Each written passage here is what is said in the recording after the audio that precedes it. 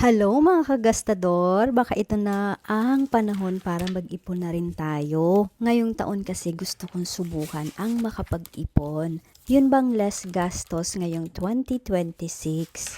Less parcel, less shopping sa labas kung hindi naman importante yung bibilhin, wag na lang bilhin. Kasi sa totoo lang, ang dami-dami ko pang mga gamit, mga damit, makeup, and everything. Kaya i-challenge ko ang sarili ko na wag mo nang gumastos ngayong 2026. Tingnan natin kung kakayanin ng lola mo. Syempre, kakayanin yan. Kaya sa 2027, sabay-sabay nating tingnan kung ilan ang aking naipon.